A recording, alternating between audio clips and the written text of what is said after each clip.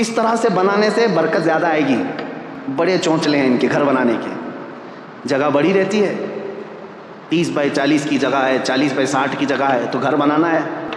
وہ گھر کے پلان دیتے ہیں. انہوں نے ہم سے کہا, ایک پلان دیکھا, کہا حضرت یہ پورا واستو پرکار ہے, بالکل واستو پرکار ہے. ممبئی والوں کو واستو کا زیادہ لین دین نہیں ہے, کیونکہ آپ کے ہاں تو جگہ کی بڑی قلت ہے.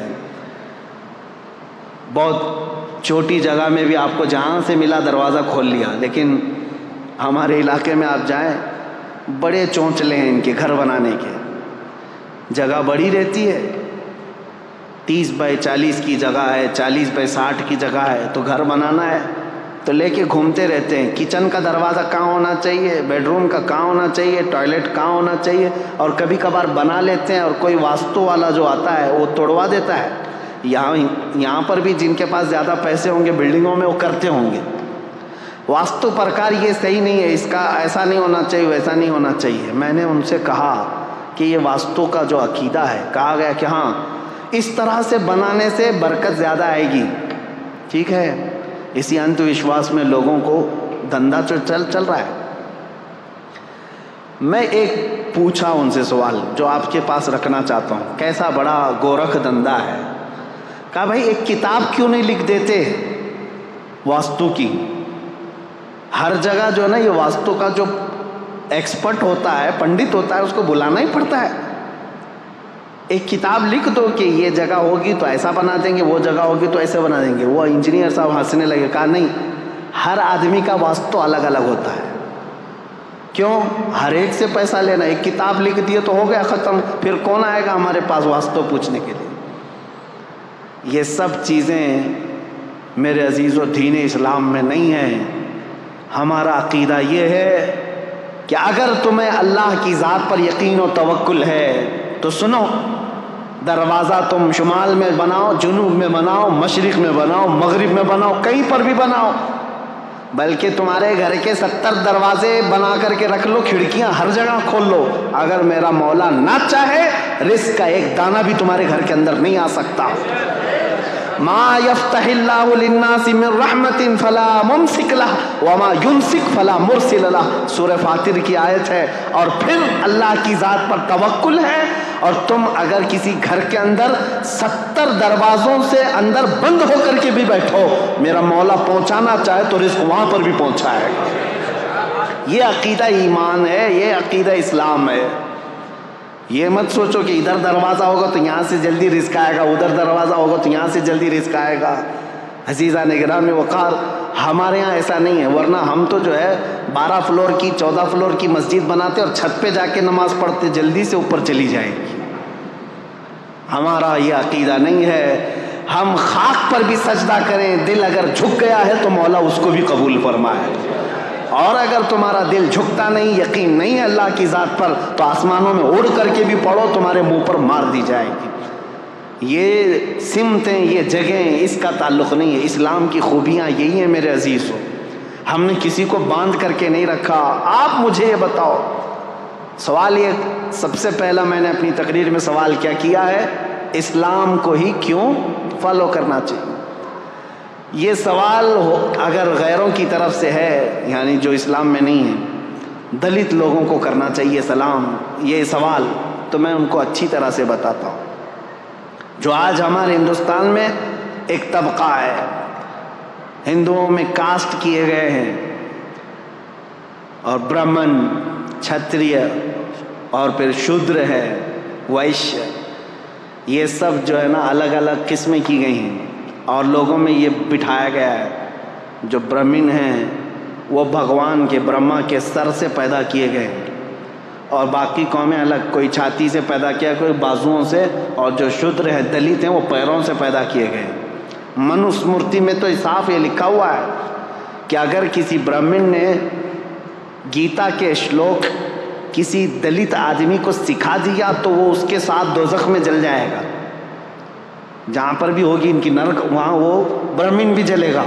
دلت کو اگر سکھا بھی دیا ایک شلوک, کس کا؟ گیتا کا, کیونکہ چنڈال اس کو کہتے ہیں. یہ بار بار ہم سے کہتے ہیں, قرآن کہتا ہے انما المشرکون نجس. قرآن میں کہا گیا مشرک نجس ہیں. मनुस्मृति उठा करके देखोगे तो आपको पता चलेगा जगह जगह दलित लोगों को चंडाल चंडाल ही कहा गया। चंडाल चोर को कहते हैं, और जितने दलित हैं सब चोर मनुस्मृति के कानून के हिसाब से। वो बेचारे आज अंधभक्त बने हुए इनके पीछे घूम रहे हैं, उनको पता नहीं है तुमको चंडाल समझते हैं, चंडाल। और उसके बाद ये जो भेदभाव है, चंडाल को अगर एक श्लोक गीता का सिखा दिया तो क्या है, नरक में जल जाएगा। कौन? ब्राह्मण जल जाएगा। और मेरा नबी कहता है तुमने अगर किसी को एक आयत भी सिखाई, साथ में जन्नत जाओ। खैरुकुम मन तअल्लमल कुरान व अल्लमह, मेरे आका फरमाते हैं तुम में सबसे बेहतरीन आदमी वो है जो कुरान सीखे और दूसरे को सिखा दे। यहाँ भेदभाव नहीं रखा गया, ये नहीं कहा गया चंडाल को नहीं सिखाओगे। हमारे यहाँ किसान का काम करने वाला, खेती बाड़ी करने वाला एक आम किसान का बेटा भी अगर हाफिज कुरान हो तो बड़े बड़े अमीरों का भी इमाम बन सकता है। मुसल्ला उसका हक है। हम उसकी जात पात को नहीं देखते कि तू खान है कि पठान है कि शेख है, क्या है। मुसल्ले पर इमाम को हम ये कह करके नहीं बढ़ाते, हम मुसल्ले पर जिसको बढ़ाते हैं ये देख करके कि तू मेरे मुस्तफ़ा की कितनी सुन्नतों पर अमल करता है। कुरान सबके लिए आम रखा गया है। मेरे अजीज़ों, इनसे मैं कहता हूँ, आप ये कह रहे ना क्यों इस्लाम ही, क्यों इस्लाम को फॉलो, एक ही सवाल पर मैं आ गया, हालांकि मुझे अभी तारीख़ इस्लाम बतानी थी।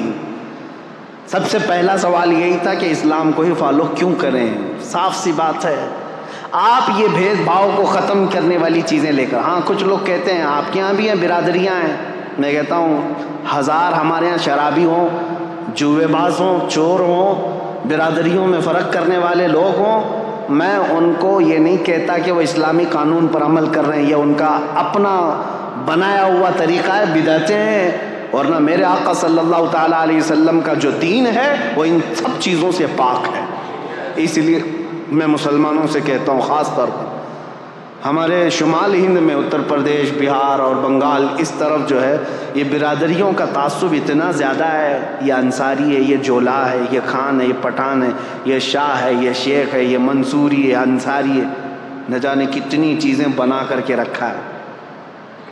ठीक है, ख़ानदान तारुफ के लिए था, एक दूसरे को पहचानने के लिए कबाइल बने गए थे, लेकिन यहाँ तो एक दूसरे को झगड़ा करने के लिए, एक दूसरे को नीचा दिखाने के लिए है। मैं एक इलाके में प्रोग्राम करके अभी आया हूँ, हज से पहले की बात है, मैं नाम नहीं बताता, उस पूरे इलाके में ऐसा है, अंसारियों का एक गुट एक मोहल्ले में रहता है, मुसलमान है सारे, ये एक बिरादरी है। और फिर अभी करीब की बात है कि कोई इलेक्शन के लिए खड़ा हो गया, पठान था, खान था, सारे अंसारियों ने मिल करके हराया, कहा हिंदू जीतेगा चलेगा लेकिन पठान नहीं। नाउज़ुबिल्लाह। मैंने पूछा कि वो जो खान साहब खड़े थे, मुझे इससे लेना देना नहीं है कि कौन जीतता है कौन हारता है, लेकिन मैं कह रहा हूँ ये तासुब क्यों आया। मैंने कहा क्या वो बदअक़ीदा थे? कहा नहीं नहीं, बदअक़ीदा तो हमारे मोहल्ले में है ही नहीं, वो भी मसलक आला हज़रत वाला, हम भी मसलक आला। मैंने कहा ये तासुब कहाँ से आया? कहा नहीं, अगर वो आते तो हमको मारते, तुम लोग कम ज़ात वाले लोग हो। नाउज़ुबिल्लाहि मिन ज़ालिक। ये तमाम चीज़ें उन लोगों से तुम्हारे दरमियान आई हैं जिनके साथ आज उठक बैठक हो रही है।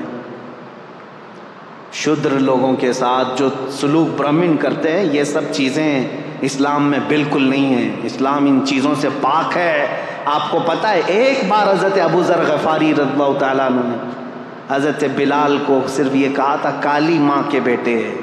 मेरे आका सल्लल्लाहु अलैहि वसल्लम इतने नाराज़ हुए थे, पूछा था अफ़ीकल जाहिलिया, ए अबू ज़र अभी तुम्हारे अंदर जाहिलियत है, अभी जहालत के ज़माने में पल रहे हो।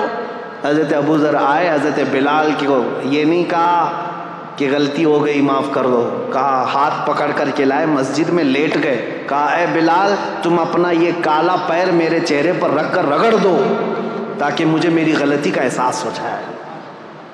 मैंने कैसे कह दिया तुमको काली औरत के बेटे, मुझसे ख़ता हुई, अब तुम ये अपना पैर मेरे चेहरे पर रखो, मैं इस लायक हूँ। وہ اس بات کو بھی پسند کر رہے تھے کہ بلال اگرچہ کالے ہوں لیکن اپنا پیر میرے چہرے پر رکھ دیں. حضرت بلال نے ان کو اٹھا لیا, سینے سے لگا لیا, کہا میرے اور تمہارے درمیان جو کامن چیز ہے وہ یہ ہے تم بھی اسی رسول کے غلام ہو جس کا غلام میں. یہ چیز ہمیں دین اسلام میں جوڑے رکھتی ہے. عزیزان گرامی اوقات, تم سوال یہ کر رہے ہو اسلام کو ہی کیوں فالو کیا جائے. یہ اسلام کی خصوصیت ہے کہ فلسطین کا بچہ روتا ہے تو ہمارے درمیان درد, ہمارے دل کے اندر بھی درد اٹھتا ہے. اسلام نے جوڑ کر کے رکھا ہے. یونیٹی ایسی ہے, اللہ کی قسم حج کر کے آؤ تو پتہ چلے گا, حج کر کے آؤ پتہ چلے گا وہاں اللہ کریم نے ایک لباس میں پوری دنیا کو کس طرح سے بلایا ہے. کسی بادشاہ کو تم پہچان نہیں سکتے. ابھی پچھلے سال کی بات میں 2022 میں افریقہ کا ایک ملک ہے, چھوٹا سا ملک ہے, وہاں کا پریسیڈنٹ آیا تھا اور ہر پریسیڈنٹ کو ایک پروٹوکول دیا جاتا ہے. سعودی گورنمنٹ کی طرف سے اس کو کچھ فوجی دیے جاتے ہیں, گاڑی اسپیشل ہوتی ہے, ان کے ٹینٹ الگ لگتے ہیں, لیکن اس نے ساری چیزوں کو قطعاً منع کیا تھا. کہا تھا کہ میں جس طرح میری کنٹری کے لوگ حج کے لیے جا رہے ہیں میں ویسی حج پہ جاؤں. اور اس کی ایک فوٹو وائرل بھی ہوئی تھی, مینا کے روڈ پر وہ بغیر بستر کے ہاتھ کا تکیہ بنا کر سو رہا تھا. اپنے ملک کا بادشاہ ہے. 1 سال پہلے کی بات دیکھا ہم نے اور پھر یہ احساس ہوا اللہ کریم نے اسلام میں یہ خصوصیت رکھی ہے. حضرت عمر فاروق رضی اللہ تعالیٰ عنہ بھی وہی کھاتے تھے, حضرت ابو بکر بھی وہی کھاتے تھے جو مدینے کے عام لوگ کھایا کرتے تھے. عزیزان گرامی اوقات, اسلام ہی کیوں, اس کی خصوصیات ہیں. میں لوگوں سے یہ کہوں گا مسلمانوں کے بعض عمل کو دیکھ کر کے تم یہ جج مت کرنا کہ اسلام کیسا ہے. تم کو چاہیے کہ اسلام کو پڑھو اور اس کے بعد اسلام میں آؤ. میں سب کو دعوت دے رہا ہوں, RSS والوں کو بھی دعوت ہے, کھلی دعوت ہے, آخری سانس تک یہ دعوت ہے, کیونکہ اچھائی کی دعوت تو دینا ہے نا. کسی کو ڈر لگتا ہے تو جائے, اچھائی کی دعوت ہے. میرے نبی پاک صلی اللہ تعالیٰ علیہ وسلم کا دین ہے. جب آپ ہمیں دعوت دیتے ہیں کسی چیز کی تو ہم بھی آپ کو دعوت دے سکتے ہیں, آؤ پڑھو. لوگوں کے عمل دیکھ کر کے جج مت کرنا کہ اسلام ایسا ہے ویسا ہے. لوگوں کے عمل سے نہیں, اسلام اپنی حقانیت سے چل رہا ہے.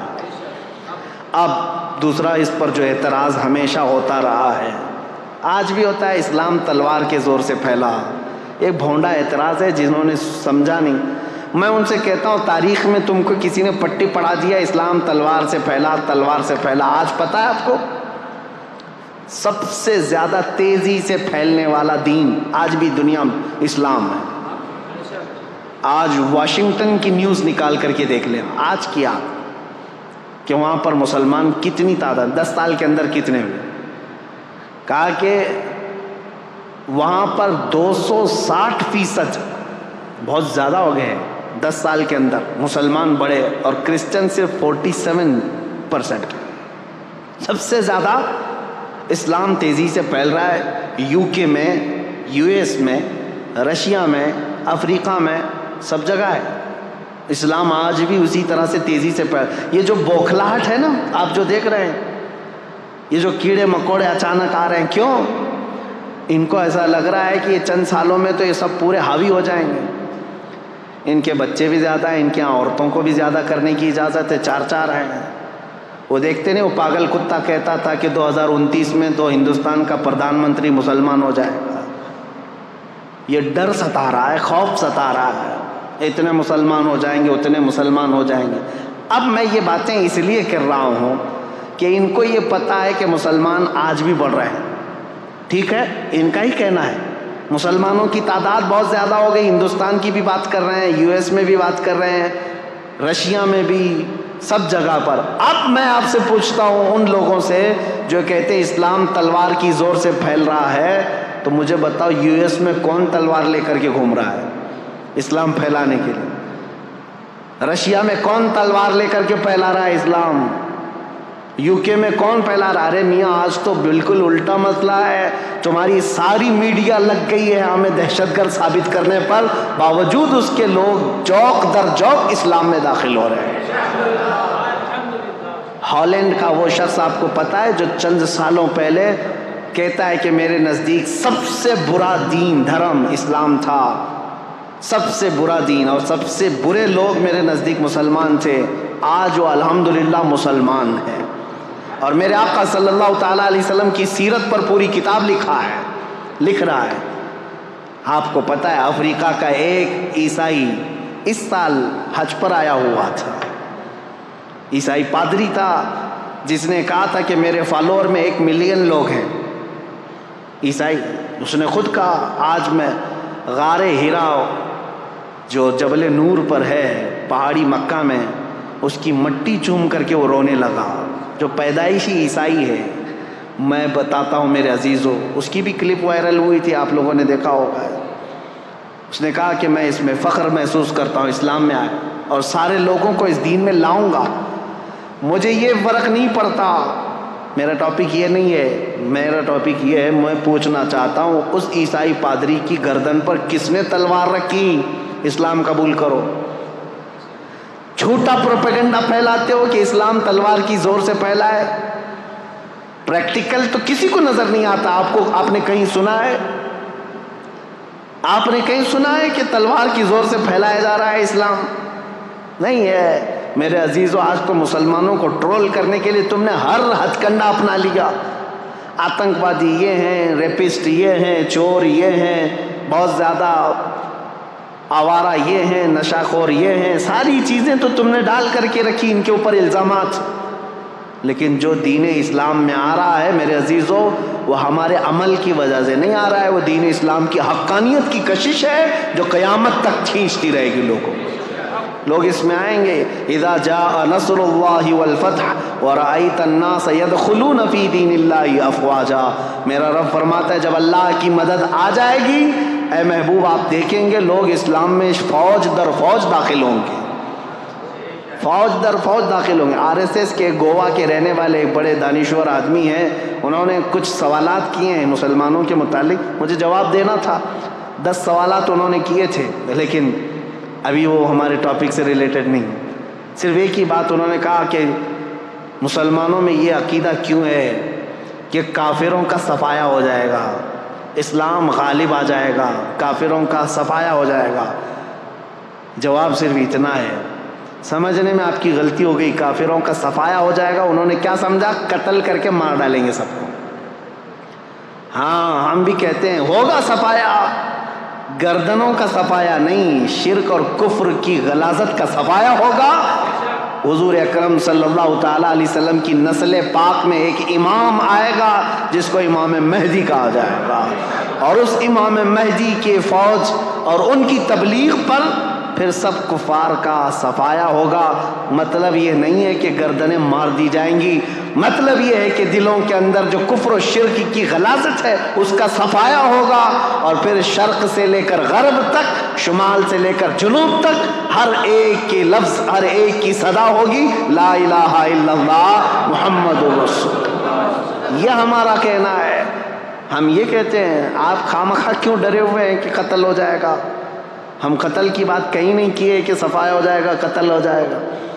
اور پھر یہ جو پروپیگنڈا پھیلایا جاتا ہے میرے عزیزوں، تلوار کی زور سے پھیلا، تلوار کی زور سے پھیلا۔ ذرا دامن میں جھانک کر کے دیکھو، تاریخ پڑھ کر کے دیکھو، ہندوستان میں 700 سال تک تھے مسلمان حکومت کرتے ہوئے۔ اگر روز تلوار لے کر کے بیٹھے ہوتے تو ایک کیڑا بھی نہیں بچتا، بھی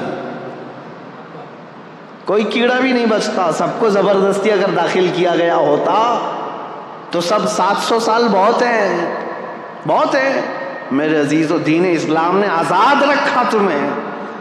آج مندریں بھی باقی 1000 سال پرانی، 800 سال پرانی، 900 سال پرانی۔ ہندوستان میں وہ مندریں بھی موجود ہیں اور لوگ بھی موجود ہیں، دھرم بھی موجود ہے۔ ہم نے زور زبردستی کسی کو بلایا ہی نہیں۔ قرآن میں اللہ فرماتا ہے لا اکراہ فی الدین، دین میں کوئی زور زبردستی نہیں، لیکن قیامت کا دن آنا ہے، فیصلہ تو اس دن ہونا ہے۔ اب اسلام کی خصوصیات یہ پوچھ رہے تھے کہ کیوں اسلام کو فالو کریں، اور پھر یہ اعتراضات، اسلام تلوار کی زور سے پھیلا، یہ ساری چیزیں ایک پروپیگنڈا ہے میرے عزیزو، پروپیگنڈا ہے۔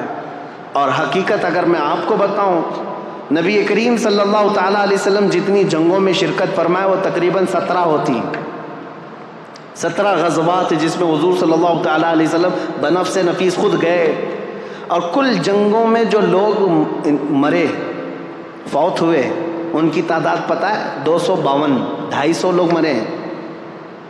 کتنے؟ 250۔ اور آپ کو پتہ ہے فرسٹ ورلڈ وار جو ہوئی تھی، فرسٹ ورلڈ وار، اس میں کتنے لوگ مرے تھے پتہ ہے؟ 3 کروڑ لوگ مرے تھے۔ اور سیکنڈ ورلڈ وار جو 1940 پہ ختم ہوئی 1940 تک، اس میں 5 کروڑ لوگ، کروڑ کی بات کر رہا ہوں، 100 بھی نہیں، 1000 بھی نہیں، لاکھ بھی نہیں، کوئی گنتی ہے انسانوں کی؟ یہ آج ہمیں تمیز دینے آئے ہیں اسلام تلوار کی زور سے پھیلا، یہ 5 کروڑ، یہ 3 کروڑ لوگوں کو جو موت کی گھاٹ اتارا گیا ہے، کس بنیاد پر؟ مجھے بتاؤ کس بنیاد پر؟ صرف حکومت، تخت اور سکتہ حاصل کرنے کے لیے ہزاروں نہیں کروڑوں انسانوں کو موت کی گھاٹ اتار دیا۔ دور مت جاؤ، آج رپورٹ نکال کر کے دیکھ لینا، ہماری نہیں، آزاد رپورٹ، عراق میں پچھلے 20 سال سے کتنے لوگوں کو امریکہ نے مارا ہے۔ آج ملک شام میں 2011 سے لے کر 2023 تک کا آپ رپورٹ نکال کر کے بتاؤ کتنے لوگ وہاں مارے گئے۔ فلسطین میں پچھلے 60 سال سے کتنے لوگ مارے گئے۔ ہوتا یہ ہے کہ چور خوب چوری کر چکا ہے، لیکن یہ کہتا ہے دوسرا چور ہے، دوسرا چور ہے۔ ان کی چوریاں اتنی ہیں کہ اپنی چوری کو چھپانے کے لیے، جیسے ہمارے ملک کے صاحب کرتے ہیں، سب کو بولتے رہو تاکہ کوئی ہم کو نہ بولے۔ یہ پروپیگنڈا اس طرح اتنی تیزی سے پھیلایا گیا ہے، اتنا پھیلایا گیا ہے کہ اسلام تلوار کی زور سے پھیلا، تلوار کی زور سے پھیلا۔ اور مثال میں کیا لے کر کے آئیں گے؟ ان کے ہی پالے ہوئے کوئی ISIS کے ٹٹو لوگوں کو جو دہشت گردی کے ساتھ کسی کا گلا کاٹ رہے ہوں گے، کسی کو مار رہے ہوں گے، ان کی ویڈیو بنائیں گے اور پوری دنیا میں دہشت پھیلائیں گے، اور ایک ویڈیو سے تم 5 کروڑ لوگوں کی موت چھپا رہے ہو۔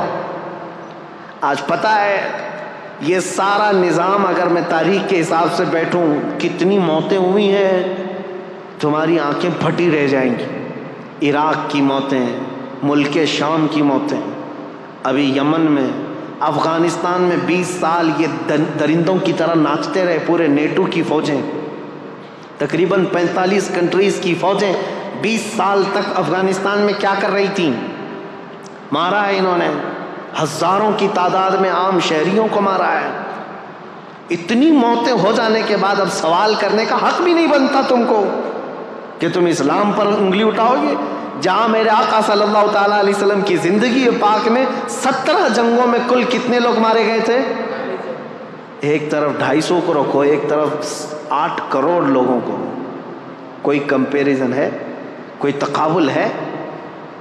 میرے عزیزو، تاریخ کی سچائیاں آپ کے سامنے میں رکھنا چاہتا ہوں۔ اسلام پر اعتراضات کرنے والے کبھی ان چیزوں کو لے کر کے آتے ہیں، کبھی ان چیزوں کو لے کر کے آتے ہیں، بہت سارے اعتراضات ہیں۔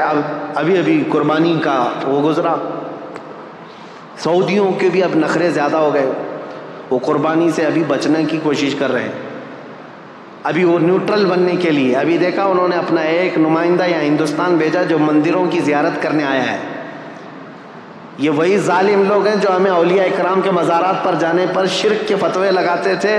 آج ان کا سب سے بڑا امام آیا ہوا ہے ہندوستان میں، جو دلی کے اور پتہ نہیں کہاں کی مندروں کی زیارت کرنے آیا ہے، اور بڑے شوق سے زیارت کر رہے ہیں اور تاریخ سمجھ کر کے، اور وہاں میرے آقا صلی اللہ تعالیٰ علیہ وسلم کے آثار کو مٹا کر کے رکھا ہے شرک اور بدعت کے نام پر۔ خیر وہ بات الگ ہے۔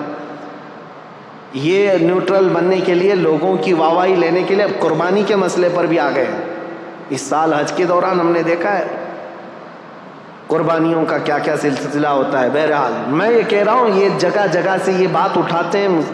اسلام اگر اتنا ہی اچھا ہے تو اتنے جانوروں کو کیوں کاٹ دیا جاتا ہے بقرعید دن؟ ہر مسلمان مالک کے نصاب جو ہے بکرے کو کاٹتا ہے، گائے کو کاٹتا ہے، بھینس کو کاٹتا ہے، اونٹ کو کاٹتا ہے، جو جائز جانور ہیں ان میں۔ اب تو ہم یہاں پر گائے نہیں کاٹتے، لیکن جو بھی کاٹتے ہیں اس کا اتنا واویلا مچایا جاتا ہے۔ پتہ ہے یہ جانور کیوں کاٹے جاتے ہیں؟ یہ ہمارا دینی فریضہ ہے، لیکن حقیقت میں آپ کو بتاؤں، ایسے لوگوں کا یہ اعتراض ہے، ان کو کبھی دوسرے گھر نہیں نظر آتے۔ یہودی دین میں بھی قربانی ہے، عیسائیوں کے دین میں بھی قربانی ہے، ہندوؤں میں بھی قربانی ہے، ان کے ابھی یہاں بلی چڑھانا ہے۔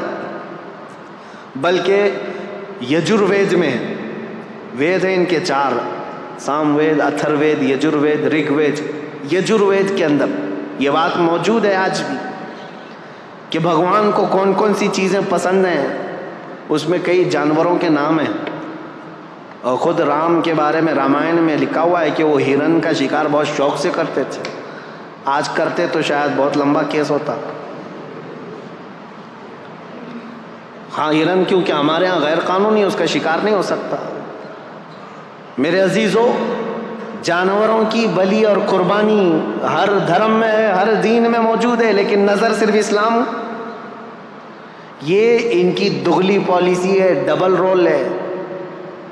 یہ آپ نہیں دیکھتے کہ صرف اسلام کی عید الاضحیٰ کی قربانیوں کو اتنا اچھالا جاتا ہے، بے زبان جانوروں کو مارا جاتا ہے۔ تمہیں پتہ نہیں ابھی جو بلی چڑھائی جاتی ہے وہ تو دیکھ بھی نہیں سکتے تم، جانور کو لا کر کے سیدھے اٹھا کر کے گردن کو مار کر کے الگ کر دیا جاتا ہے۔ یہ تو باتیں اپنی جگہ پر سارے دھرم میں، سارے دینوں میں قربانی ہے، سب میں ہے۔ میں ثابت کر کے بتاؤں گا، یہودیوں میں بھی ہے، عیسائیوں میں بھی ہے، ہندوؤں میں بھی ہے، سب میں ہے۔ لیکن ان کو پاپ جو لگتا ہے وہ صرف مسلمانوں کا عمل لگتا ہے۔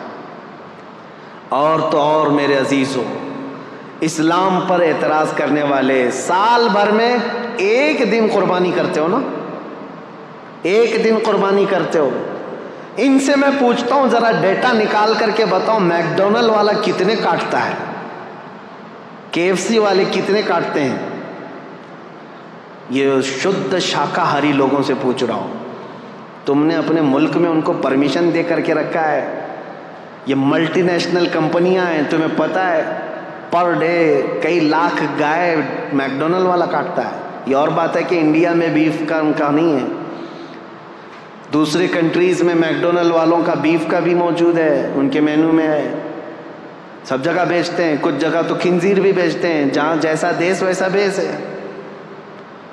لیکن کبھی آج تک ان میں سے کوئی بھی کیڑا اٹھا اور کہا کہ یہ تو نان ویج والا ہے، اس کو یہاں پرمیشن نہیں دینا چاہیے؟ نہیں، سب جگہ تم شوق سے ان کو چلاتے ہو۔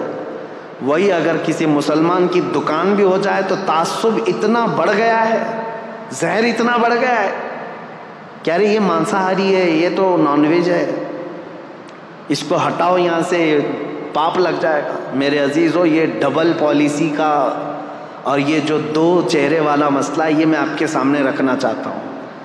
آج میری تقریر جو ہو رہی ہے وہ پوری ریکارڈ ہے، اور مجھے پتہ ہے ہمارا مجمع جو سن رہا ہے، میں نے شروع میں ہی کہا میں آپ کے لیے نہیں، آپ الحمدللہ اس عقیدے سے وابستہ ہیں کہ میرے نبی کریم صلی اللہ تعالیٰ علیہ وسلم کا فرمان عالی شان ہمارے لیے زندگی کا آخری حرف ہے، اس کے بعد ہم سوچ بھی نہیں سکتے۔ ہمارا عقیدہ مضبوط ہے الحمدللہ، ہم دین اسلام کو حق سمجھ کر کے چل رہے ہیں، اس کے ہر مسئلے کو حق سمجھتے ہیں۔ میں ان لوگوں کو آج مخاطب کر رہا ہوں جن کے دلوں میں شکوک و شبہات ہے، اسے بہت سارے 40 سوالات کے اعتراضات میں لے کر کے آ جایا تھا، بہت لمبا ٹائم گیا، 40 طرح کے ان کے سوالات ہیں جو ایتھسٹ لوگ بھی کرتے ہیں اسلام کے بارے میں۔ انشاءاللہ بیچ بیچ میں جب موقع ملے میں آپ کو بتاتا رہوں گا اسلام میں قربانی کیوں ہے، اسلام میں زیادہ بیویاں کیوں ہیں، اور یہ سب سوالات ایسے ہیں جو ان کے جیب میں خود موجود ہیں، خود کرتے ہیں، سوال اسلام کے ساتھ ہے۔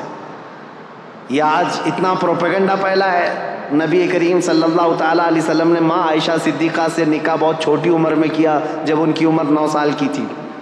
عربوں میں رواج تھا، عربوں میں رواج تھا، اور اس کو کوئی اگر عیب سمجھتا تو سب سے پہلے مکہ کے وہ کافر جو حضور کو عیب لگانے کی کوشش کرتے ہیں، ان میں سے کوئی انگلی اٹھاتا اور کہتا یہ کیا کر دیا آپ نے، اور بہت واویلا مچاتے، لیکن عربوں میں سے ایک نے بھی نہیں کہا حضرت عائشہ کی شادی پر، کیونکہ ان کو پتا تھا یہ نارمل چیز ہے، کامن چیز ہے، اور یہ کامن چیز ہے، اسی لیے تو یہاں مہابھارت میں بھی موجود ہے، رامائن میں بھی موجود ہے، گیتا میں بھی ہے. بہت ساری شادیاں ایسی ہیں جن کا ذکر کروں تو کئی لوگوں کو تکلیف ہو جائے گی.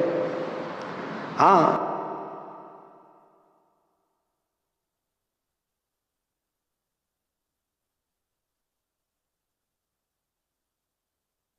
اور زیادہ بیویاں نبی کریم صلی اللہ تعالیٰ علیہ وسلم کی 10 بیویوں کے متعلق یہ ٹی وی میں بیٹھ کر کے پکوڑے تلتے رہتے ہیں اور ایک دوسرے پر اعتراضات کرتے رہتے ہیں.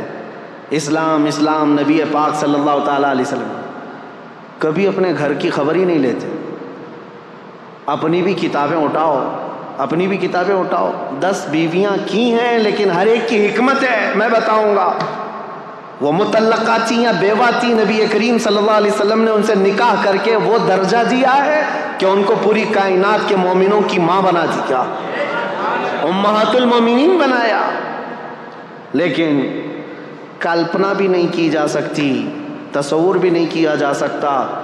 ایک بھگوان تو ایسے ہیں جن کے 16,400 بیویاں ہیں، اور وہ ایک رات میں سب کے پاس بھی جا کے آتے تھے. یہ مذاق کی بات نہیں کر رہا ہوں، کتاب میں جو موجود ہے اتنی بات کروں گا. کہ زیادہ اگر اس پر مذاق کروں تو غلط بات ہے. جب یہ چیزوں پر ہم نے کبھی آپ کے ساتھ کوئی چھیڑ چھاڑ نہیں کیا، 16,000 نہیں 32,000 رکھ لو، کیا فرق پڑتا ہے. لیکن تم ادھر انگلی نہ اٹھاؤ میرے نبی پاک کی طرف. ایک بات یاد رکھو. اور کم سنی کے بارے میں بھی اگر انگلی اٹھاؤ گے تو ہم پوری لسٹ لے کر کے بیٹھے ہیں کہ کون کون کتنی عمر میں شادی کیا ہے. سب کی لسٹ موجود ہے. آپ کو میں بتاؤں، بہت پرانا تو میں کہہ رہا ہوں کہ 1400 سال پہلے کی بات ہے. اس وقت کامن بات تھی 9 سال کی لڑکیاں. لیکن یہاں تو دیش آزاد ہونے کے بعد بھی، میں خالی آپ کے سامنے نام دے دیتا ہوں، چیک کر لینا، آپ کی ذمہ داری. سب سے بڑی شخصیت کے نام سے مشہور ہے ہندوستان میں، یعنی غیر مسلموں کی بات کر رہا ہوں. بابا صاحب بھیم راؤ امبیڈکر، ان کی شادی کب ہوئی، کس سے ہوئی، کتنی عمر میں ہوئی، یہ ریسرچ کرنا تمہاری ذمہ داری ہے.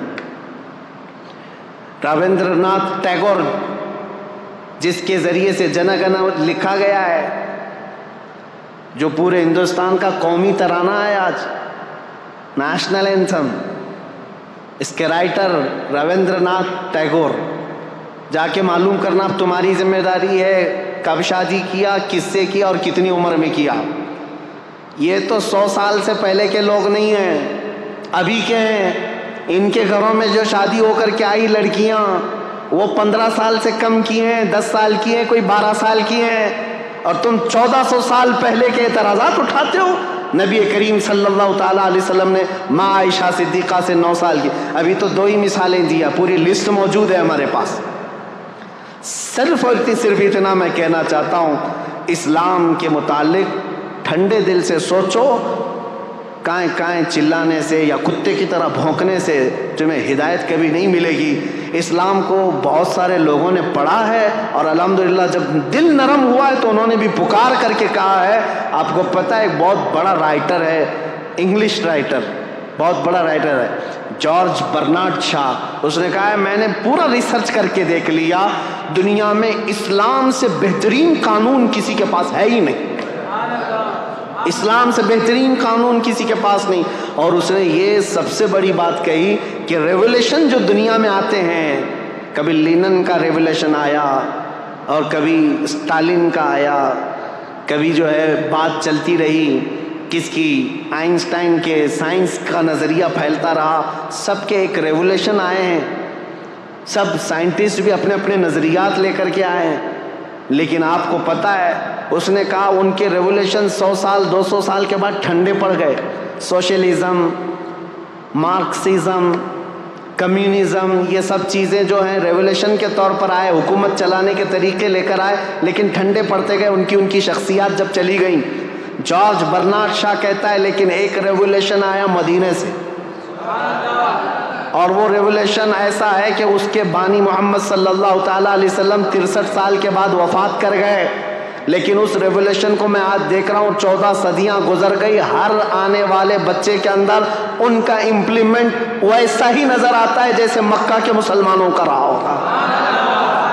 آج بھی اپنے دین کے لیے مر مٹنے کو تیار ہیں، آج بھی اپنے رسول سے ویسی محبت کرتے ہیں. نہ انہوں نے دیکھا، نہ ان کے باپ نے دیکھا، نہ دادا نے دیکھا، تقریباً ان کی 7 پیڑھیوں نے نہیں دیکھا ہوگا، لیکن محبت ایسی کرتے ہیں کہ ہر رات سوتے بھی ہیں تو تمنا یہی لے کر آج خواب میں میرے آقا تشریف لائے. یہ حقیقت ہے یا نہیں مسلمانوں؟ یہ میری بات نہیں، یہ جارج برنارڈ شاہ ایک رائٹر ہے انگلش انگریز، وہ کہتا ہے اتنا بڑا ریولیشن میں نے نہیں دیکھا جو 1400 سال تک چلتا آ رہا ہو. اور آج وہ رسول نہیں ہے، وہ صحابہ نہیں ہے جو ان کے کیمپینین تھے، ان کے ساتھی تھے، ان کے خلیفہ نہیں ہے، لیکن اس کے باوجود خاموش دیواروں سے ایسا لگتا ہے اسلام ابھی بھی پھیل رہا ہے. یورپ میں، امریکہ میں، افریقہ میں کون ہے جو جمال مصطفیٰ دیکھ کر کے آ رہا ہو؟ کوئی ہے نہیں. نہ صحابہ کو دیکھا، نہ اولیاء کو دیکھا. اس وقت کے فتنوں کے زمانے میں بھی لوگ اسلام میں داخل ہو رہے ہیں. میں کہتا ہوں یہ میرے آقا کا لایا ہوا ریولیشن، انقلاب ایسا ہے جو آج تک نہیں بلکہ قیامت تک قائم رہنے والا ہے، اور یہ سب پر غالب آ کر کے رہے گا انشاءاللہ. سوالات، اعتراضات بہت سارے ہیں. اسلام میں 4 شادیاں کیوں، اس کا میں نے بتا دیا. عورتوں کی تعداد زیادہ ہے اور ان عورتوں کو آوارہ ہونے سے بچانا بھی ضروری ہے. اس کے لیے ایک سسٹم دیا گیا ہے، کیونکہ اسلام فلی ایک لائف سسٹم ہے. اور اس کے علاوہ کم سنی پر جو اعتراضات کرتے ہو، اور اس کے علاوہ بہت ساری چیزیں ایسے اعتراضات کرتے ہیں، مرنے کے بعد دوبارہ زندہ ہونے کا عقیدہ کیوں ہے، یہ ساری چیزیں اسلام میں کیوں؟ میرے عزیزو، یہ ہونا بہت ضروری ہے. اگر آخرت کا تصور نہ رہے تو ہر کوئی آزاد کھلے طور پر ناچتا رہے گا جیسے وہ ناچ رہے ہیں. شراب پی لیا، زنا کر لیا، ڈر کسی کا نہیں ہے. زیادہ سے زیادہ کچھ لوگ ڈراتے ہیں یہ کہہ کر کے کہ اچھے کام کرو تو ٹھیک ہے، برے کام کرو گے تو اگلے جنم میں چوہا پیدا ہو جاؤ گے، کتا پیدا ہو جاؤ گے. اتنا ہی ڈر ہے. وہ دیکھتے نہیں، ان کا مذاق بھی چلتا رہتا ہے. کبھی یمراج کو دھوکہ دے دوں گا. ہاں، یہ موت کے فرشتے کے متعلق جو عقیدہ ہے وہ اس لیے کہ اتنا ہلکا بنا کر کے پیش کر دیا تم نے، اتنا ہلکا بنا کر کے کہ کچھ نہیں ہونے والا ہے. میرے عزیزو، اسلام آخرت کا ایسا مضبوط عقیدہ دیتا ہے، ایسا مضبوط عقیدہ کہ آپ مشرق سے لے کر مغرب تک، شمال سے جنوب تک پوری دنیا میں گھومو، کسی بھی مسجد میں جاؤ، مسلمان جب مسجد میں جا کر اللہ اکبر کہہ کر رکعت باندھتا ہے، اس کی نظریں ایسی سیدھی ہو جاتی ہیں، کوئی اسے پکارے تو بھی نہیں دیکھتا، کوئی اسے چلائے تو بھی نہیں دیکھتا. اس کی نظر ایک ہی طرف ہے، وہ اللہ کے قرب کی طرف بڑھنا چاہتا ہے. میں اس سے یہ پوچھتا ہوں دوسروں سے، یہ اس کے اندر مطمح نظر، محور، مرکزیت کس نے پیدا کیا؟ یہ عقیدہ آخرت ہے. اس کا عقیدہ یہ ہے میرا رب مجھے دیکھ رہا ہے. ٹھنڈیوں کے دنوں میں بستر چھوڑ کر کے اگر نماز کے لیے آتے ہو، یہ عقیدہ ہے کہ آخرت میں مجھے حساب دینا ہے. کسی کا مال نہیں کھاتا آدمی تو اس لیے کہ آخرت میں مجھے حساب دینا ہے. وہ کہتے ہیں حساب تو یہاں پر بھی اللہ دے سکتا تھا، وہاں کیوں؟ ایک سوال یہ بھی ہے، اللہ اگر چاہے تو یہیں پر حساب لے لیتا، برے لوگوں کو یہاں مار دیتا اور اچھے لوگوں کو یہاں اچھائی دے دیتا. نہیں میرے عزیزو، یہ انسان کی جان ایسی ہے، کچھ بندے ایسے ہیں جو اتنے گناہ کر چکے ہیں، ان کو موت بھی دے دو تو سزا پوری نہیں ہوتی. صحیح کہہ رہا ہوں؟ کچھ کتے ایسے ہیں جن کو 100 بار مارو تو بھی سزا پوری نہیں ہوتی. ان سے ہی پوچھو، ہٹلر نے جرمن کا تاناشاہ، جس کے بارے میں مشہور ہے کہ 50 لاکھ یہودیوں کو مار ڈالا، چیمبر میں ڈال کر کے مارا. اس کا ذکر کرنے بھی نہیں دیتے یہودی، ہولوکاسٹ کا پکڑ کے لے جائیں گے، کچھ بھی کریں گے. یہ ہماری تقریر بھی سنتے ہیں اور ہمیں پھر وہاں پر بیت المقدس جانے نہیں دیتے. بہرحال انشاءاللہ العزیز ایک دن آئے گا جب ہمارے اس قبلہ اول پر اسلام کا پرچم لہرائے گا انشاءاللہ. ہمارے خطبے بھی ہوں گے، ہماری نمازیں بھی ہوں گی انشاءاللہ. میں ان سے پوچھتا ہوں، 50 لاکھ لوگوں کو مارا، چلو آج پکڑ کر کے ہم لا کر کے دے دیتے ہٹلر کو، کیا سزا دو گے؟ کیا سزا دو گے اس کو؟ 50 لاکھ لوگوں کو مار.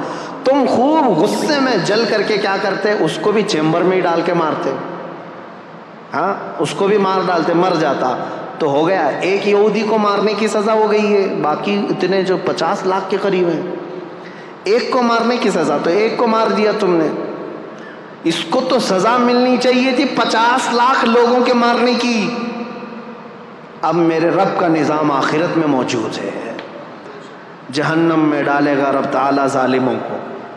رب تعالیٰ قرآن میں فرماتا ہے کلما نضجت جلودہم بدلناہم جلودا غیرہا لیذوقوا العذاب، جب جب جہنم کی آگ سے چمڑی پک جائے گی ہم اس کی چمڑی اتار دیں گے اور نئی چمڑی ڈالیں گے تاکہ وہ عذاب چکھ سکے، ہر بار اس کی چمڑی بدلی جائے گی۔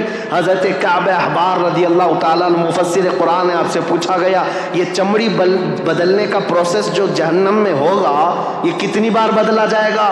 انہوں نے فرمایا کہ 1 گھنٹے میں 70 بار بدلی جائے گی، 1 گھنٹے کے اندر 70 بار جسم کی چمڑی بدلی جائے گی تاکہ وہ ہر بار نیا عذاب چکھ سکے، جب جب جلے گا پھر بدلا جائے گا۔ کیوں؟ وہاں موت نہیں ہوگی، موت نہیں ہوگی، ایک بار موت کو بھی موت آ جائے گی، اس کے بعد ختم، اب نہ جہنمیوں کو موت نہ جنتیوں کو موت، اب سزا جھیلنا ہوگا۔ اس کے لیے آخرت میں حساب کتاب ہونا ہے، انصاف ہونا ہے، آخرت ضروری ہے۔ دنیا میں عدالت ہو سکتی، فیصلہ ہو سکتا، ایک بار مار دیتے ہو جاتی، باقی گناہوں کی سزا کیسے دیتے؟ باقی گناہوں کی سزا کیسے ملتی؟ ایک مرد ایسا آیا جو 10 لڑکیوں کا ریپ کیا ہو، اب زیادہ سے زیادہ ہم اس کو سزا کیا دیتے؟ موت کی سزا دیتے، مار دیتے، اس کی سزا تو ہو گئی۔ ایک لڑکی کے ساتھ زنا کرنے یا زنا بالجبر کی سزا ہو گئی، ایک کو مار دیا ہم، باقی 9 لڑکیوں کا انصاف کیا ہے؟ اس کے لیے آخرت ہے، اللہ تبارک و تعالیٰ قیامت کے دن پھر وہ عذاب دے گا جس کو کانوں نے سنا نہیں ہوگا، آنکھوں نے دیکھا نہیں ہوگا۔ میرے عزیزو، اسلام کی یہ تمام چیزیں ہیں جس کی وجہ سے میں دعوت فکر دیتا ہوں لوگوں کو، سوچو کہ اسلام کو کیوں فالو کرنا چاہیے۔ یہ میرا دین ہے، اس کی حقانیت ہے، اس کی خوبیاں ہیں، اس میں اونچ نیچ کا فرق نہیں ہے، اس میں غریب امیر کا فرق نہیں ہے، اس میں چھوت چھات نہیں ہے، اس میں غریب کا بیٹا بھی پہلی صف میں کھڑا ہو سکتا ہے، امیر کا بیٹا بھی پہلی صف میں کھڑا ہو سکتا ہے۔ حج بیت اللہ کے لیے جانے کے لیے کسی کا کوئی امتیاز نہیں، یہاں پر اگر کوئی اعلیٰ ذات والا ہے وہی پوجا کرے گا، وہی بھگوانوں کو چھو سکے گا، چنڈال دلیت چھو نہیں سکے گا۔ میرے دین میں یہ نہیں ہے۔ تمہارے ہاں ایسا ہے، چاہے نیکوکار ہو کہ پرہیزگار ہو یا گنہگار ہو، جب وہ خانہ کعبہ کے قریب پہنچے حجر اسود کو گنہگار بھی چومتا ہے، پرہیزگار بھی چومتا ہے، دونوں کے لیے کھلا ہوا میدان ہے۔ خانہ کعبہ کو لپٹ جانا ہے، سب کے لیے کھلا دروازہ ہے۔ میرے نبی پاک کے آستانے پر جانا ہے، وہاں نہ بادشاہ دیکھا جاتا ہے نہ فقیر دیکھا جاتا ہے، ہر ایک کا سلام قبول کیا جاتا ہے، بلکہ میں تو آپ کو بتاؤں ہزاروں نہیں لاکھوں لوگ وہاں پر سلام پیش کرتے ہیں۔